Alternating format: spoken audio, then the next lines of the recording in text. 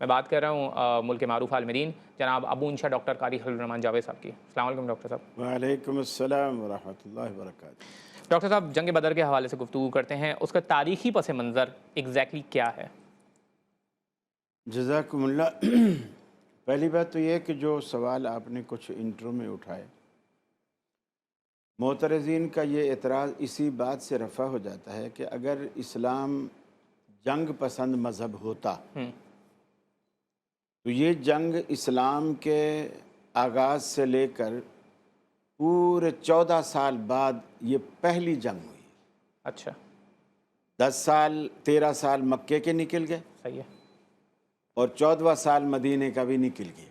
اچھا مدینے کے دوسرے سال میں اللہ تعالیٰ نے مجاہدین کو یا صحابہ کرام کو، اہل بیت کو جنگ کا حکم دیا اور اجازت دی۔ اس سے پہلے جو 13 سال مکے کے اور 1 سال مدینے کا بھی، صحابہ کرام نے مکے کے دنوں میں تو یوں سمجھو کہ ظلم کی چکی میں پستے رہے، اور کفار نے، قریش مکہ نے آپ پر، صحابہ پر، اہل بیت پر یعنی ظلم و ستم کے پہاڑ ڈھائے اور ظلم و بربریت کی ایک مثال قائم کی۔ سمیت کو 2 لخت کرنا، 2 اونٹوں کے درمیان، ایک زندہ انسان کو 2 اونٹوں کے درمیان باندھ اللہ کر، اکبر۔ اور اس کے ہاتھ پاؤں ایک اونٹ کے اور دوسرے ہاتھ پاؤں دوسرے اونٹ کے ساتھ، اور بیچ میں سے جسم کو پورا آدھا ایسے چیر دینا قوت اور طاقت کے ساتھ، یہ ایک بہت ہی انتہائی سفاکی اور انتہائی درندگی ہے۔ سیدنا خبیب رضی اللہ تعالیٰ عنہ کو سولی پر چڑھایا، سیدنا بلال رضی اللہ تعالیٰ عنہ کو مکہ کے اکثر دہکتے انگاروں پر چت لٹا دیا جاتا تھا، اور سینے پر پتھر کی وزنی چاٹی رکھ دی جاتی تھی کہ یہ ہل نہ سکے، اور ان کے جسم جیسے گوشت بھنتا ہے نا، تو بھنتے وقت جسم سے جو ہے پانی رستا ہے۔ سیدنا بلال رضی اللہ تعالیٰ عنہ کے جسم سے پانی رستا جس سے وہ کوئلے بجھ جایا کرتے تھے، یعنی ان پانی کی وجہ سے اتنا اذیت دیتے تھے۔ تو مقصد کہنے کا یہ ہے، اگر اسلام جنگ پسند ہوتا تو جس قوم پر اس قدر مظالم ڈھائے جا رہے ہیں وہ جنگ لڑنے کے لیے تیار ہی نہیں ہے۔ اور اس لیے کہ اللہ تعالیٰ نے جو اسلام کو جو حکمت دی ہے وہ یہ ہے کہ جانیں ضائع کرنا مقصد نہیں ہے۔ اسلام کا ایک ٹارگٹ ہوتا ہے کہ جب تک وہ ٹارگٹ سامنے نظر نہ آئے تب تک لڑائی کا حکم نہیں۔ مثال کے طور پر وہ ہے اعلاء کلمت اللہ، اسلام کی سربلندی، اسلام کا غلبہ، کفر کی شکست۔ یہ جبھی ممکن ہے کہ جب مسلمان پاور میں ہوں، مسلمان طاقت میں ہوں۔ مکہ کی پوری زندگی کے اندر مسلمانوں کے اندر کوئی پاور، طاقت کچھ نہیں تھی۔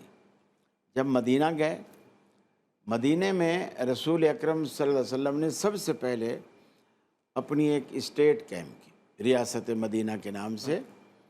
وہ اسٹیٹ قائم کی۔ اب دوسرے سال اللہ تعالیٰ نے جہاد کی فرضیت کا حکم دیا، جس سے یہ بھی اشارہ کر دیا کہ یہ جو گھروں سے چھری چاقو کلاڑی لے کر سڑک پہ نکل آتے ہیں جہاد کے نام پر، یہ جہاد نہیں ہے۔ جہاد ہمیشہ اسٹیٹ کے ماتحت ہوتا ہے۔ اچھا مدینہ میں اسٹیٹ قائم ہوئی اور اس کے تحت ایک جہاد کا اللہ رب العالمین نے حکم دیا، اہم پوائنٹ ہے۔ اور اس کے بعد رسول اللہ صلی اللہ علیہ وسلم کے پرچم تلے سارے صحابہ جمع ہو کر اس کے لیے نکلے۔ اب جو نکلے، نکلنے کی وجہ بھی مسلمانوں نے خود پیدا نہیں کی، کفار نے پیدا کی۔ اچھا یعنی مسلمانوں نے جارحیت نہیں کی؟ مسلمانوں نے جارحیت نہیں کی۔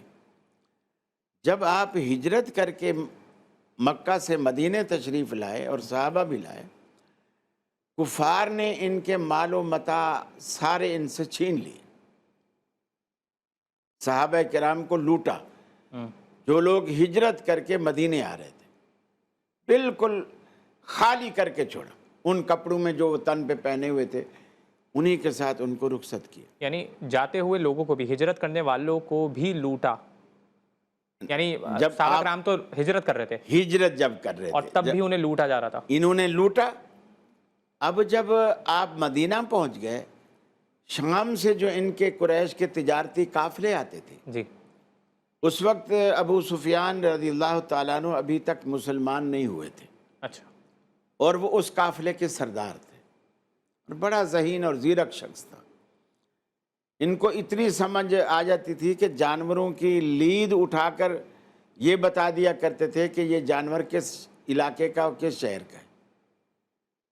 تو رسول اللہ صلی اللہ علیہ وسلم نے کچھ قافلے، جو ان کا قافلہ تجارتی آ رہا تھا، انہی کے پاس وہی ساز و سامان، وہی سرمایہ جو صحابہ کرام کا انہوں نے لوٹا تھا، جو مکے میں لوٹا تھا، صحیح، وہ ان کے پاس ہے۔ آپ کو اطلاع ملی، آپ نے لوگ بھیجے، ایک لشکر بھیجا کہ اس قافلے کو روکو۔ قافلے کو روکنے کا مقصد لڑنا نہیں تھا، قافلے کو روکنے کا مقصد وہ اسباب، وہ وسائل، وہ مالی معاملات جو انہوں نے مسلمانوں سے چھینے تھے، وہ واپس کرنے تھے۔ حالانکہ اس میں کامیابی نہیں ہوئی، ابو سفیان کو پہلے سے اطلاع مل گئی، اور اس نے راستے میں وہ جو اونٹوں کی لید ہے وہ دیکھ کر، اس میں کھجور کی جو گٹھلیاں ہیں وہ دیکھ کر اندازہ لگا لیا کہ یہ مدینے کے اونٹ ہیں۔ اچھا، اور مدینے کے اونٹ اس راستے سے گزرے ہیں، تو اس کا مطلب یہ ہے کہ آگے وہ ہمارے شاید تعاقب میں ہیں، انہوں نے وہ راستہ بدل دیا۔ نہیں تو یعنی رسول اکرم صلی اللہ علیہ وآلہ وسلم نے اس معاملے میں پہل کی کہ انہوں نے سب سے پہلے لشکر کو وہاں پہ روکا تھا۔ صرف لشکر کو روکنا، اچھا لشکر کو روکنا، لڑنے کے ارادے سے نہیں، اچھا، لوٹا ہوا مال ان سے واپس کرنا۔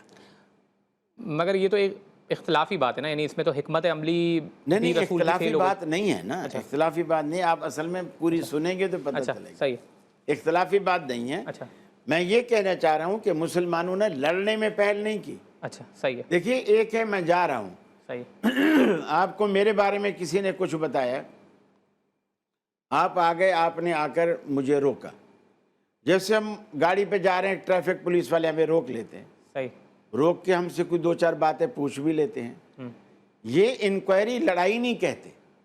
صحیح ہے، یعنی صحابہ کرام اس قافلے کو روکنا چاہ رہے تھے، صحیح ہے، اور ان سے وہ انکوائری کی شکل میں وہ اپنا لوٹا ہوا مال و اسباب واپس کرنا چاہ رہے تھے، لیکن وہ قافلے کی ان سے ملاقات نہیں ہوئی۔ صحیح، ابو سفیان نے پہلے سے راستہ بدل لیا، وہ قافلہ تو بچ نکلا، صحیح ہے، لیکن جب وہ واپس مکے پہنچا جی، اور مکے والوں کو خبر ملی، اب ان کو یہ ایک عزت کا مسئلہ بن گیا، کیونکہ شام سے ان کے قافلے مستقل آتے تھے۔ جی، وہ سوچنے لگے کہ یار یہ تو کبھی بھی ہمیں روک سکتے ہیں، اور ابھی تو یہ مٹھی بھر جماعت ہے، ہم تو اتنی قوت و طاقت والے ہیں، ان کو تو ہم ایسے جیسے کہتے ہیں نا کچا ہی چبا جائیں گے۔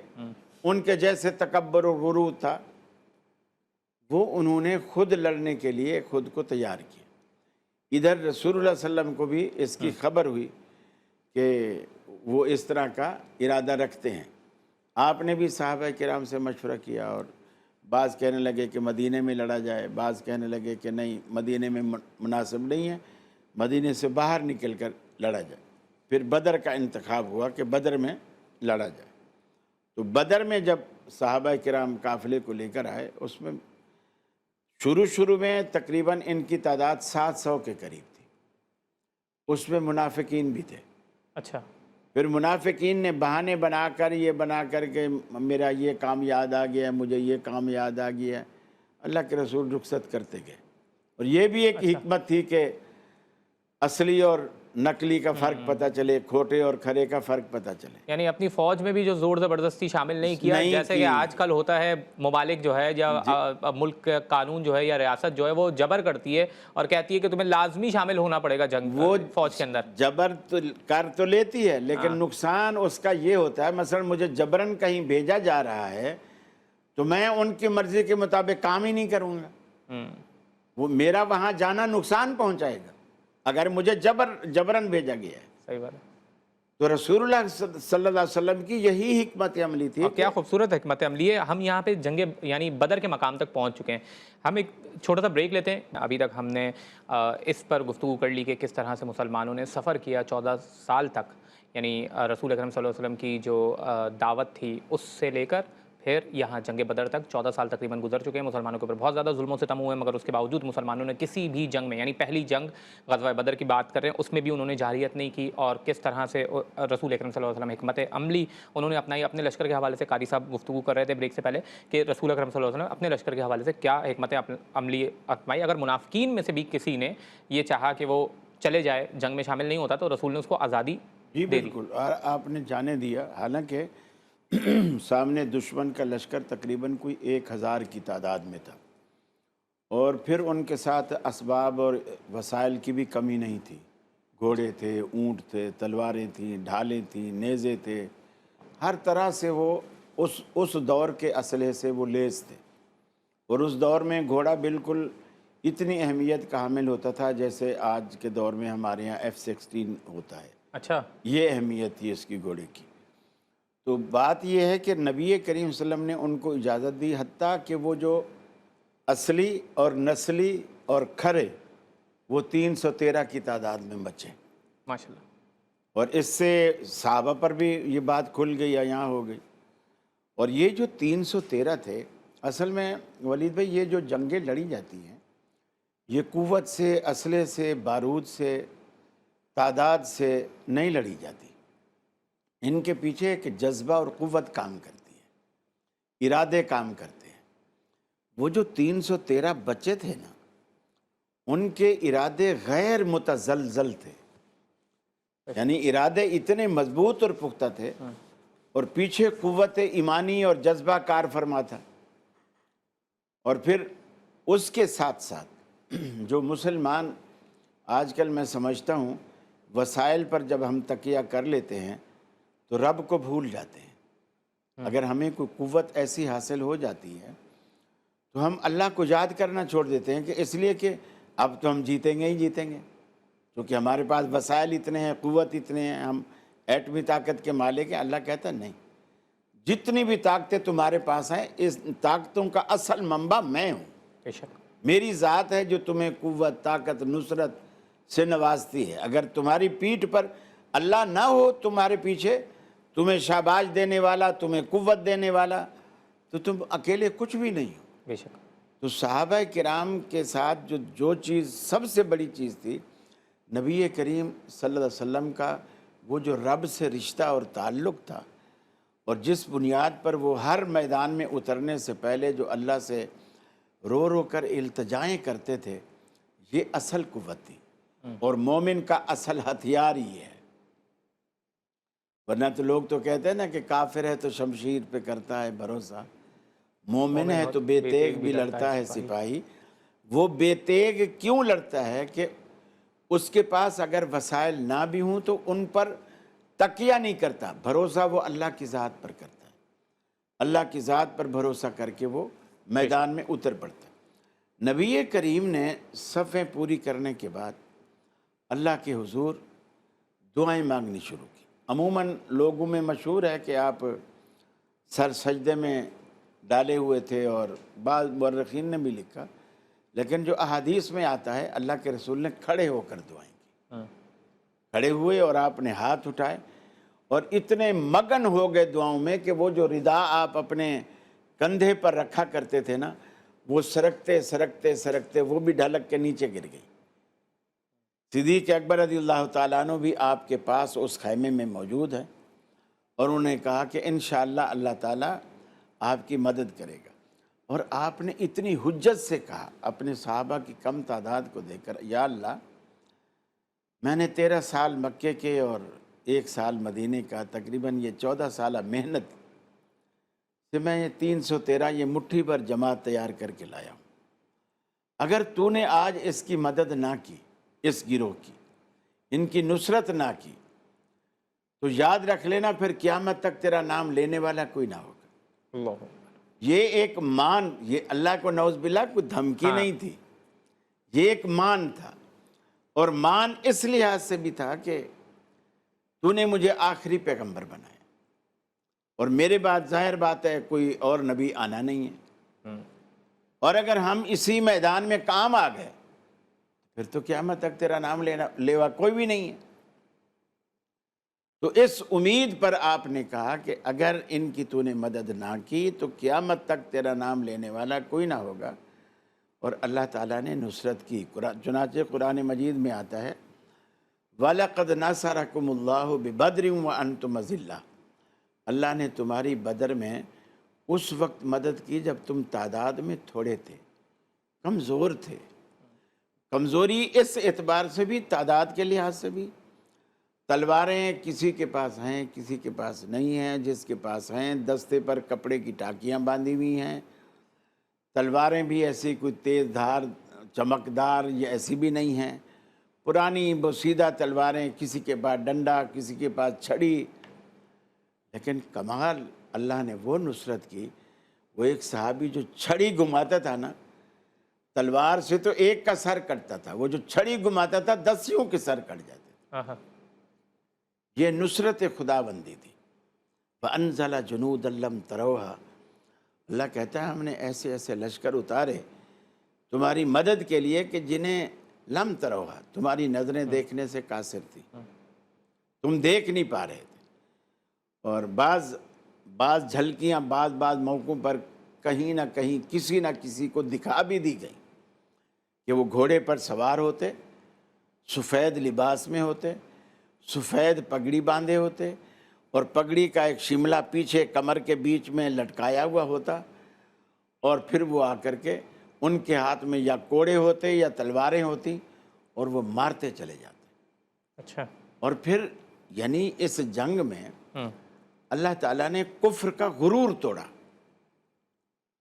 وہ جو کفر کا غرور تھا نا کہ ہماری تعداد بڑی ہے، ہمارے وسائل زیادہ ہیں، اللہ تعالیٰ نے غرور اس طرح توڑا کہ جو لوگ جن کے پاس وسائل نہیں ہیں، تعداد کم ہے، تلواریں بھی ٹھیک سے نہیں ہیں، چھڑیاں ڈنڈے لے کر آئے ہیں، سواریاں بھی ان کے پاس نہیں ہیں، پیدل چل کر آئے ہیں، وہ 1000 کے لشکر پر غالب آئیں، اور اس طرح غالب آئیں کہ ان میں 70 سردار مارے جائیں۔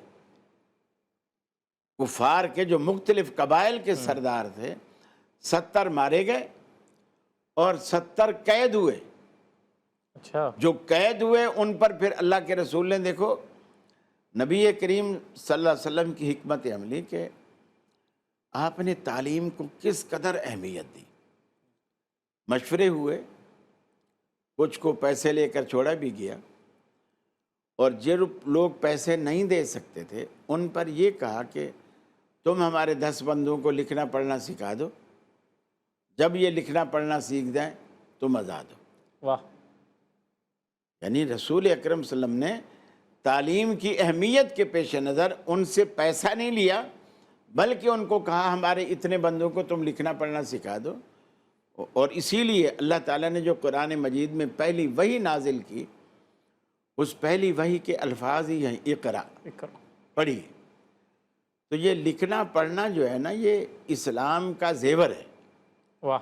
اسلام لکھنے پڑھنے کا حامی ہے، اور یہ چاہتا، جہالت کو اسلام پسند نہیں کرتا۔ جہالت کو اسلام، اور جب بندہ پڑھا لکھا ہوتا ہے، آپ کی بات ابھی آپ کے منہ میں آدھی ہوتی ہے، اس کو پتہ چل جاتا ہے کہ آگے کیا کہنے والا۔ آہا، کیا کہنا ہے؟ یہی تو تعلیم کا فائدہ ہے۔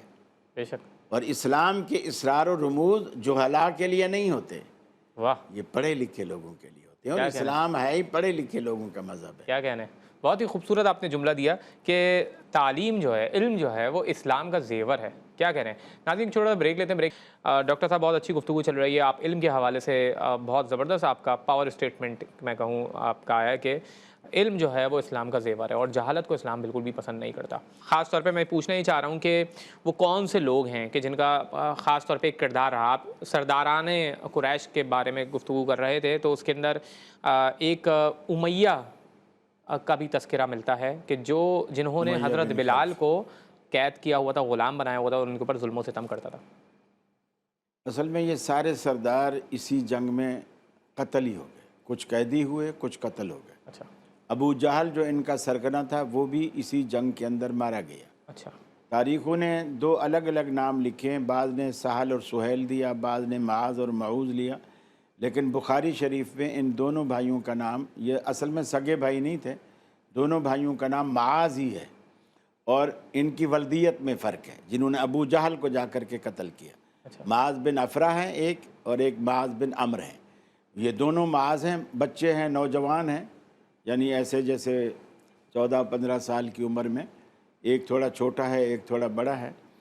اور دونوں عبد الرحمن بن عوف کہتے ہیں کہ یہ میرے دائیں بائیں کھڑے تھے، اور جب صفیں بنی اور ادھر کفار کی بھی صفیں بنی تو انہوں نے مجھ سے پوچھا کہ انکل یہ بتاؤ کہ ان میں ابو جہل کون ہے؟ تو پہلے بولے جب یہ میرے دائیں بائیں کھڑے تھے تو مجھے شرمندگی محسوس ہو رہی تھی، اور میں خود کو غیر محفوظ سمجھ رہا تھا کہ دائیں بائیں کوئی پہلوان ہوتا ہے نا تو کچھ رکاوٹ تو بنتی ہے نا کسی دشمن کے اس تک پہنچنے کے لیے، تو میرے دائیں بائیں بچے ہیں، میں تو گویا غیر محفوظ ہوں، مجھے تو الٹا ان کی بھی حفاظت کرنی پڑے گی۔ لیکن کہتے ہیں کہ جب بچوں نے مجھ سے سوال کیا نا کہ مجھے بتاؤ کہ ابو جہل کو تم جانتے ہو، میں نے کہا ہاں۔ بولے وہ کون ہے؟ وہ صفوں میں ہمیں بتاؤ کہ وہ کون ہے۔ میں نے پوچھا کہ تم کیوں پوچھتے ہو؟ تو انہوں نے کہا کہ ہم نے سنا ہے کہ رسول اللہ صلی اللہ علیہ وسلم کا بڑا دشمن ہے اور آپ کو اذیت دیتا ہے، آج ہم اس کا قصہ تمام کریں گے۔ تو کہتے ہیں کہ پھر میں نے خود کو بہت چھوٹا محسوس کیا کہ ابھی یہ اتنے بچے ہو کر اس قدر بہادری اور شجاعت اور جرأت کا مظاہرہ کر رہے ہیں، اور میں اس قدر دل میں ان کے بارے میں خیال کر رہا ہوں، تو میرا بھی ان کے جملوں سے باتوں سے میرا بھی حوصلہ بڑھ گیا۔ اور میں نے بتایا کہ وہ ہے، اور جب جنگ شروع ہوئی نا تو ایسے جیسے کوئی شکاری اپنے باز کو چھوڑتا ہے نا کسی شکار پر، ایسے دونوں باز کی طرح اڑے اور جناب گئے، اور دونوں نے وار کیا، اور وہ کہے میں نے مارا، وہ کہے میں نے مارا۔ اور جب ابو جہل نیچے گرا اور اس نے پوچھا اپنے لوگوں سے کہ مجھے کس نے مارا، تو انہوں نے 2 بچوں کا نام لیا کہ ایک عمرو کا بیٹا معاذ ہے اور ایک افرا کا بیٹا ہے۔ تو بڑا شرمندہ ہوا اور اپنے آپ میں ذلت محسوس کرنے لگا۔ یعنی یہ بھی ایک ناک اور کا ایک مسئلہ ہوتا تھا کہ میں اتنا بڑا آدمی ہوں تو میں اگر مروں بھی تو مجھے کوئی بڑا آدمی مارے، بچوں کے ہاتھوں یا غلام کے ہاتھوں یا ایک مرد عورت کے ہاتھوں مارا جائے تو یہ ان کے لیے بڑی ذلت اور رسوائی کا باعث بنتا ہے۔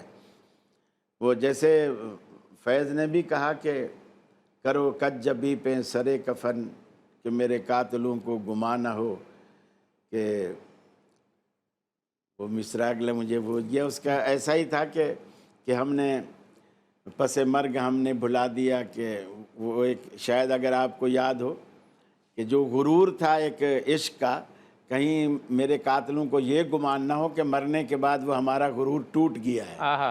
تو وہ اس کا کہنا یہ تھا کہ میرے جبین سے میں کفن کا کپڑا ہٹا دینا، چہرہ نہیں چھپانا تاکہ دشمن کو یہ جبین میری نظر آتی رہے۔ تو یہی صحابہ کرام کا جو جذبہ تھا نا وہ یہی تھا۔ تو کفار جو تھے وہ جھوٹی انا اور جھوٹی اس کے اندر تھے۔ تو جب ابو جہل کو پتہ چلا تو وہ بڑا، یعنی اس نے اپنی ذلت اور خواری محسوس کی کہ کاش میں کسی بڑے کے ہاتھوں ایسا ہوتا۔ اور اس وقت جو جنگیں ہوتی تھیں وہ ایک دم جا کر جیسے گولی مار دی اور بم پھوڑ دیا، اور اس طرح نہیں ہوتی تھی، پہلے ایک ایک 2 اس طرح بھیجے جاتے، ادھر سے بھی 2 ادھر سے، یعنی ہر چیز میں ایمانداری ہوتی تھی، کیا کہنے دونوں طرف سے۔ قاری صاحب اس میں یہ جنگ اسٹارٹ ہوتی ہے، اس جنگ اسٹارٹ کس طرح سے ہوئی؟ سب سے پہلے حضرت حمزہ کا کیا کردار ہے؟ سیدنا علی اور سیدنا حمزہ، سیدنا علی اور سیدنا حمزہ اس طرف سے تھے، ادھر سے کفار کی طرف سے بھی 2 آدمی آئے، تو انہوں نے جو اپنی تلواروں کا کرتب دکھایا، اس کے بعد تو پھر گھمسان کی ہی لڑائی ہو گئی، اور ایسی گھمسان پھر ہر صحابی نے جس کے پاس بھی ایمان کا ذرا سا بھی، جو ہم کہتے ہیں نا کہ ایمان لے کر گیا تھا، چونکہ جو بچ گئے تھے 700 میں سے 313 وہ سارے کے سارے نگینے تھے، وہ سارے ہیرے تھے۔ انہوں نے پھر اپنے اپنے ایمان کے جو جوہر دکھائے اور بہادری شجاعت کے جوہر دکھائے۔ البتہ سیدنا علی المرتضیٰ، سیدنا حمزہ رضی اللہ تعالیٰ عنہ، یہ وہ پہلی صف والے لوگ ہیں جو انہوں نے سب سے پہلے نکل کر گویا مسلمانوں کے حوصلے بڑھائے۔ اب جب شروع میں ایک اچھی جیت سامنے آ جائے نا، پیچھے اگر کوئی کمزور دل والا بھی ہے تو اس کا بھی حوصلہ بڑھ جاتا ہے، اور اگر پہلی کھیپ میں کوئی شکست کا سامنا کرنا پڑ جائے تو بڑے بڑوں کے چھکے چھوٹ جاتے ہیں۔ تو اللہ تعالیٰ نے یہاں بھی یہ چیز کی کہ ایسے لوگ رسول اللہ صلی اللہ علیہ وسلم سے منتخب کرائے جو جا کے جنہوں نے مسلمانوں کو عزت دی اور مسلمانوں کے سامنے ایسا بہادری سے لڑے کہ مسلمانوں کے دل کا جو جذبہ تھا، قوت ایمانی تھی، وہ اور بڑھ گئی۔ اور اس طرح پھر جنگیں جب ہوئیں، حضرت عمر کہتے ہیں کہ جنگ سے پہلے نبی کریم نے ہمارا حوصلہ بڑھانے کے لیے آپ نے کچھ باتیں کی۔ ان باتوں میں ایک یہ تھی کہ آپ نے فرمایا کہ آج میں دیکھ رہا ہوں کہ فلاں شخص کی لاش یہاں گرے گی، فلاں شخص یعنی کفار میں سے، فلاں کی لاش یہاں گرے گی، فلاں کی یہاں گرے گی، کافی ساری آپ نے چیزیں بتائیں۔ حضرت عمر کہتے ہیں ان میں سے کچھ کی میں نے نشانیاں لگا لی اور میں نے یاد رکھ لیا، اور جب جنگ ہو گئی اور اس کے بعد لاشیں اٹھانے کا وقت آیا تو حضرت عمر کہتے ہیں مجھے جو تجسس تھا، میں نے وہ نشانیاں لگائی تھی، اس جگہ پر میں نے دیکھا تو کہتے ہیں قسم ہے مجھے اس رب کی جس کے قبضے میں میری جان ہے، میں نے 1 انچ کا بھی فرق نہیں پایا۔ جہاں جہاں اللہ کے رسول نے بتایا تھا میں نے ان کی لاشوں کو وہیں پایا۔ یہ جو نبی کریم نے پیشین گوئیاں کی تھیں، در حقیقت یہ اللہ کی طرف سے رسول اللہ صلی اللہ علیہ وسلم کی صداقت کے دلائل تھے۔ ماشاءاللہ۔ آپ کا اعجاز ضرور ہے، پیشین گوئی ضرور ہے، لیکن اللہ کی طرف سے آپ کے رسول ہونے کی صداقت کی بھی دلیل ہے کہ آپ نے جو پیشین گوئیاں کی وہ سچی فرمائیں، چونکہ آپ کی پیشین گوئیاں اللہ کی طرف سے ہوتی تھی۔ کیا کہنے ہیں کہ کس طرح سے رسول اکرم صلی اللہ علیہ وآلہ وسلم نے ایک تو حکمت جو اپنائی، ایک اسٹریٹجی اپنائی، اس کے تحت ایک تو مسلمانوں کا بہت کم نقصان ہوا، اور پھر جو کفار تھے جو ایک رعونت اور ایک تکبر کے ساتھ آئے تھے اور وہ اس سوچ کے ساتھ آئے تھے کہ یہ ابھی چھوٹے سے ہیں، یہ ابھی بہت کم تعداد میں ہیں، ان کو ابھی ہی ان کا جو ہے کلا کما کر دیا جائے اور تاکہ یہ ہمیں ڈسٹرب نہ کریں ہماری ٹریڈ وغیرہ میں، جیسے کہ آپ نے ریفر کیا اس کے اندر۔